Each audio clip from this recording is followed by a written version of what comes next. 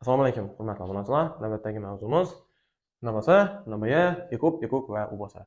Demak, birinchi nabasadan boshlaymiz. Natural bo'luvchilar sonini topish uchun, bu yerdagi barcha hammasini topish uchun tub ko'paytirish ajratish muhim narsa. Tub ko'paytirish ajratish nol. O'zi tub son nol.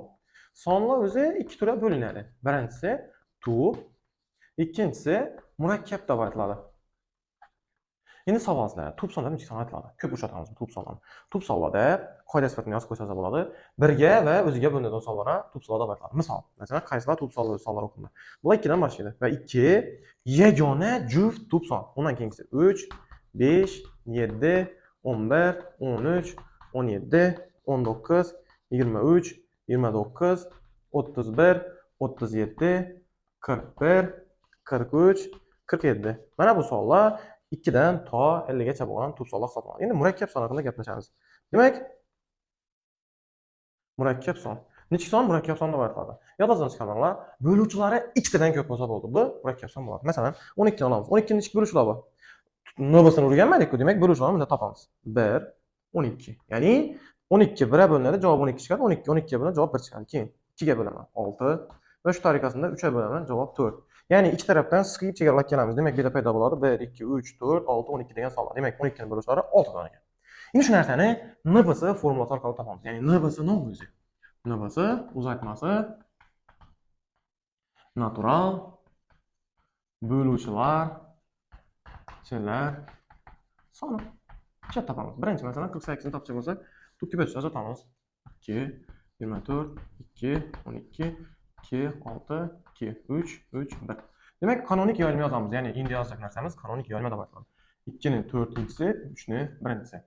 Natural bo'luvchilar sonini topish uchun biror a tub sonini biron bir x-inchisi, b tub sonini y-inchisi ko'rinishda kanonik yoyilma yozilgan bo'lsin. Bu yerda x4, y1. Va mana shu yerdagi x bilan y ni olamiz. Don x ga 1 ni qo'shamiz, ko'paytiramiz, y ga 1 ni qo'shamiz. Demak, 48 topamiz. N b s 48 yozib o'tamiz. Demak, 4 ga 1 ni qo'shamiz. 5 1 ga 1 ni qo'shamiz. 2. Demak, 10. Bundan kelib chiqadi. Mana shu 48 degan sonimizni natural bo'luvchilar soni 10 taga teng ekan. Endi n b y uzatmasi natural bo'luvchilar yig'indisi.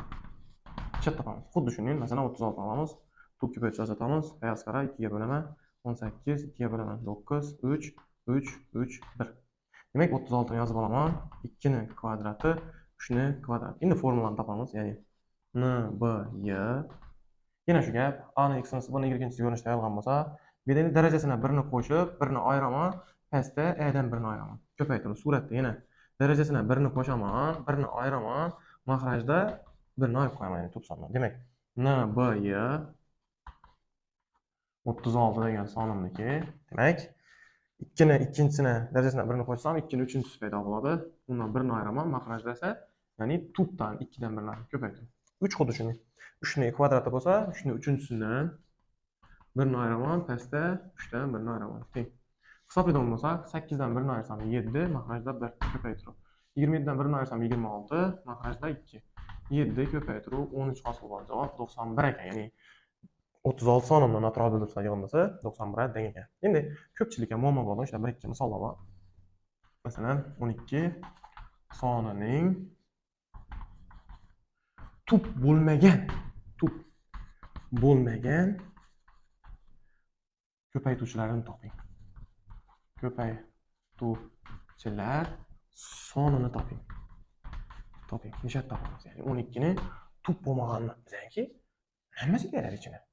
Demak, bu yerda 12 ni tub ko'paytuvchilar ajratamiz.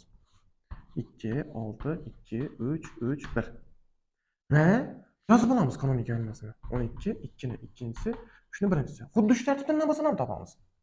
Nabasa, ya'ni natural bo'luvchilar son. Hammasiga ketadi buncha. Demak, darajasini 1 ni qo'shaman 3, darajasini 1 ni qo'shaman 2, 6 dan ekan. Ana endi bular hammasi bor. Buni ichine esa tublar ham kirib ketadi. Tublar qaysilar? 2 bilan 3. Ayirib tashlaymiz. 6 dan 2 dan olgan uchun ayirib tashlayman. 4 ta. Demak, 12 ning tub bo'lmagan ko'paytuvchilarining soni 4 danaga teng ekan.